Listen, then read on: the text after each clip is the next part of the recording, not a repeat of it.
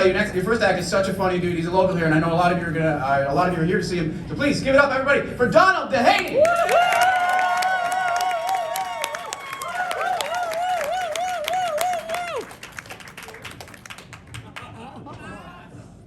So I have to put a new condom on this for now. All right, first of all. Holy plexiglass. I haven't seen this much plexiglass since I watched gay porn. and usually the glory hole goes right about here or here. Oh, is that right, Charlie? So, hello, London! Where are my straights? Well, I know where my gays are. All right. So, isn't it great to get out? I mean, I don't even mind wearing a mask, and I don't even know why the hell I am. I don't even mind wearing a mask, obviously, I kept mine on. And when I want extra protection, I double bag it. I wear this. And last year at Halloween, I wore the whole complete Donald Trump outfit because I wanted to know what it would be like to be a pussy grabber for 24 hours. That's when I first knew I was gay.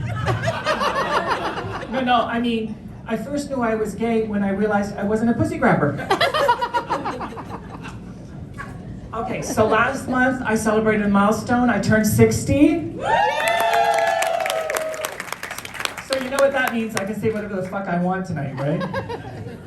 And by the way, there are 2 tables here that are YukYuk virgins. Yeah. One is Hunter Taylor, Douglas Stevens. There? Okay. So that's a mouthful. Speaking of which, if you just changed one of your names to, you'd be a porn star. Hunter Jackoff Douglas Stevens. Yeah. You picked the wrong night to come out, I'm telling you. Where's your mother, Andrea? Okay, Andrea, you're gonna have to pay for therapy after he hears my set, okay? Okay, so years ago on live TV, I said, does that Oprah bra you're holding up expand like the original? And I should know, because you know the Prince was interviewed last week by Oprah, Yes. but this Queen was interviewed by Oprah years ago, and I'll tell you more about that later. So I am a cross between Karen Carpenter and Miss Piggy. No, really. Over 20 years ago, for 1 year, I was what you'd call big-boned, full-figured. No, I was fat, okay? I was so fat that when I got cast in a commercial, my friends were convinced that they used a body double for the fat scenes. But it was me. I was a jolly fat. I mean, I couldn't see my feet for a year. And all my dates, the guys would say, well, at least you got a great personality. But I bumped into this one gay guy that I hadn't seen in years. And I said, hi, how are you? He goes, good. And you? You've gotten wider. Like, did he have to act it out? And then I was at a restaurant, and I heard this voice go, Donald, you've gained weight. Are you okay with that? Well, I was until she said it, bitch. And I had to pass her booth on my way out, and I hear her voice go, Donald, my tits are hitting the edge of the booth. And I couldn't resist. Well, don't eat dessert, but because your tits will be in the pudding.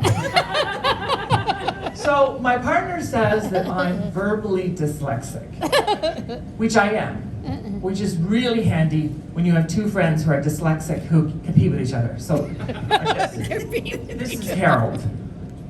I'm so dyslexic. How's my straight voice? I'm so dyslexic that I got held back a class. And then Ethel goes, oh yeah? I'm so dyslexic that I had to sit at the back of the class. Oh, Ethel, you win. You should do stand-up. I'll be you, Ethel. Okay, so. I'm so dyslexic. I'm so dyslexic. I'm so dyslexic that I married a pedophile. Because I couldn't read the signs. She did. She married a pedophile. ironic. How do you define irony? I have 5 examples. Okay, first, years ago, I had a friend who is in a very strict religion, and she calls me up and she goes, "Would you take me, Donald, to get an abortion?"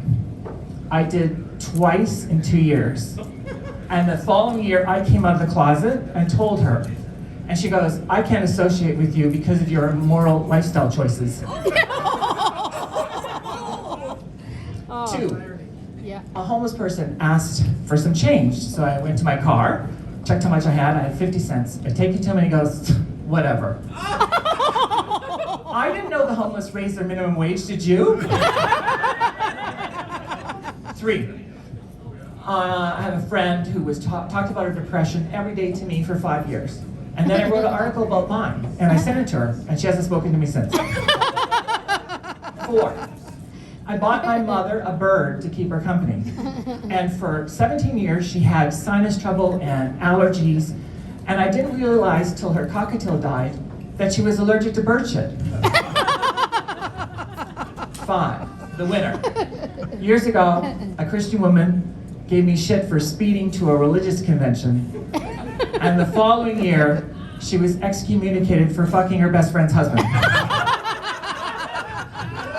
Now that's irony for you. But that's why I was perfect to work at the casino down there. Because I love me some torture. I'm up here, right? Yeah. Okay, so I got hired as a host. And at the same time, Mary was, and she was gorgeous, but she didn't want to work. So the first Saturday, she texted me, "I can't come in because I've got an allergy to sushi." The second Saturday, she texted me that she had a sleepover and her friend gave her head lice, and she drove all night looking for a D-lice clinic. The third Saturday, she said a bunny hopped into her apartment and gave her an allergy. So I go to work and I go, "Anything new?" The supervisor goes, "Oh, Mary won't be in, she's got an allergy to bunny." I go, "I'm allergic to pussy, but I keep showing up."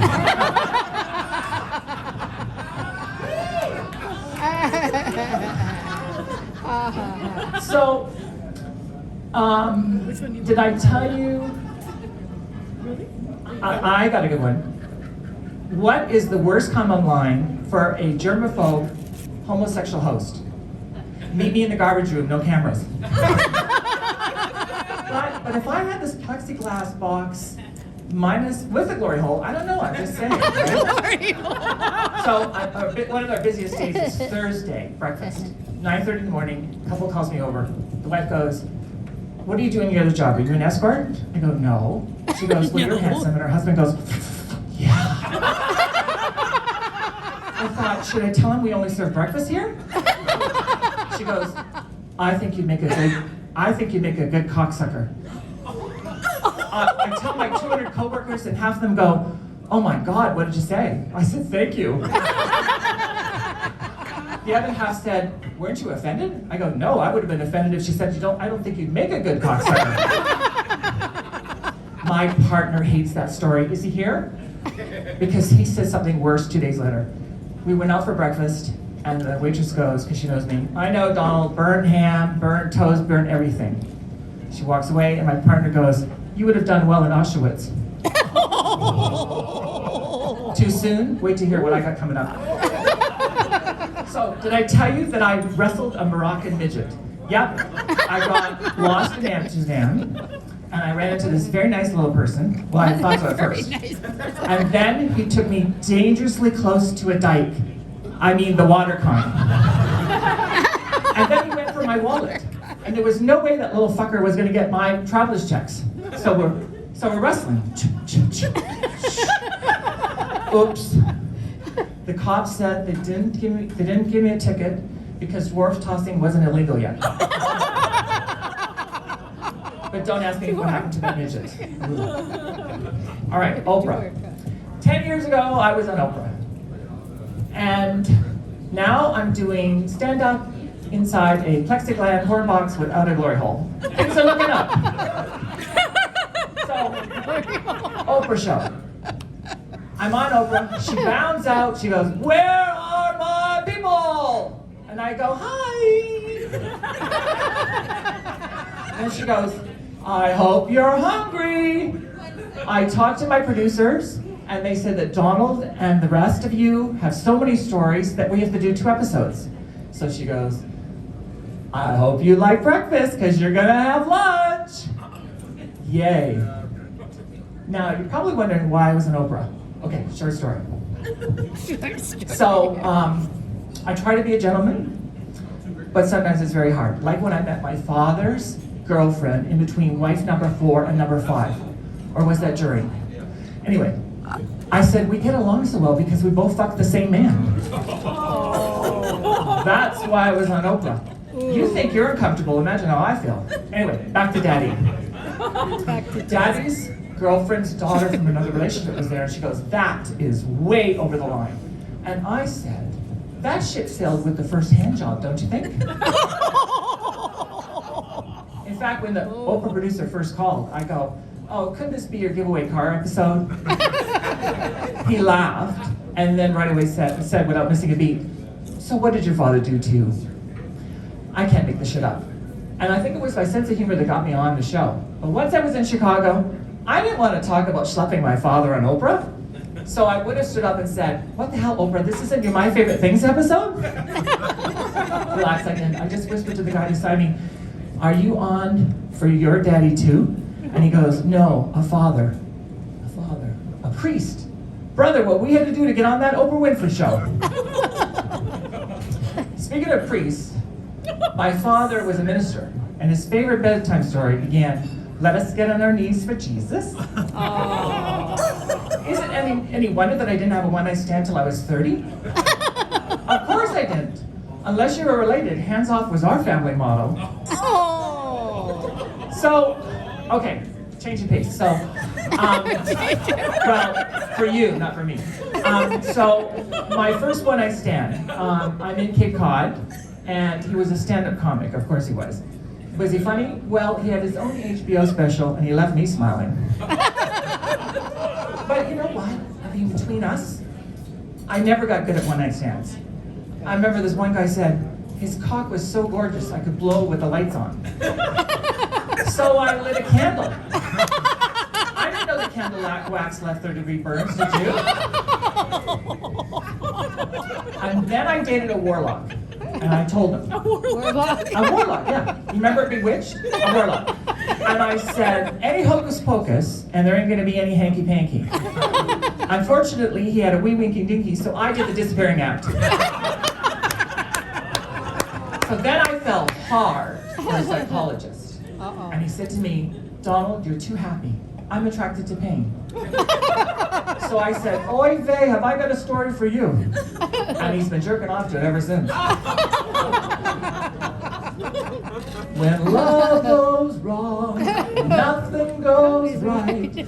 This one thing I know. Thank God for therapy, eh?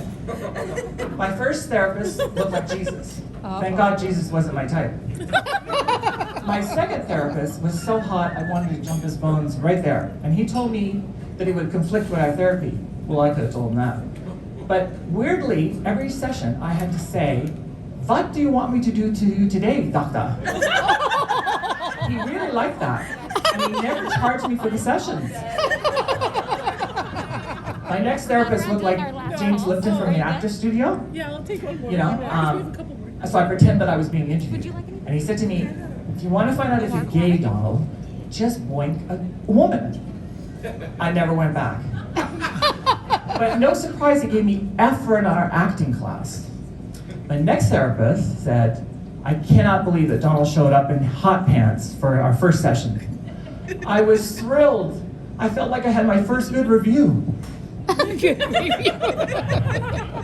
Back to Daddy. Daddy sent my mummy, wife number 1 if you're keeping track, a card. Roses are red, violets are blue. Boy, am I glad to get rid of you. But inside was a check for $1 in support for us 4 kids. Oh my gosh.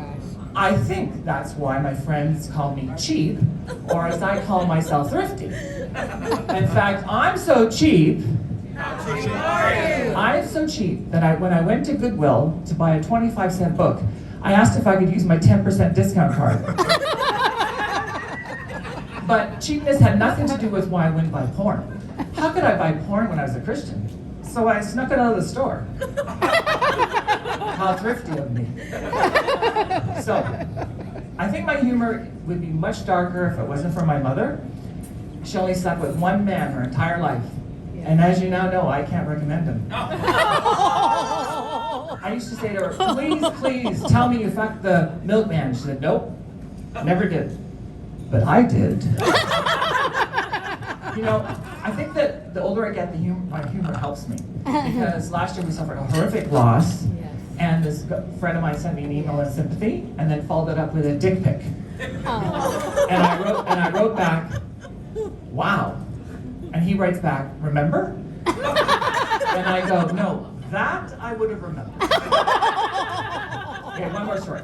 Thank you. Last time I was hit on was at a funeral. Yeah. In January. And it was his mother's funeral. There was only 10 of us there. And one of them was his mother's body laid out in the open casket. Worse than that, it was my sister's partner was his mother. She was standing there beside the casket. After the service, he says to my sister, is Donald in love with me? And then he makes her a gourmet meal. Like, lucky bitch. And then after supper, he says to my sister, if you're really happy, I could be dessert. My sister and I were like, that's an after funeral snack that we never imagined. I wonder if Oprah would be interested in that story. Thank you, London.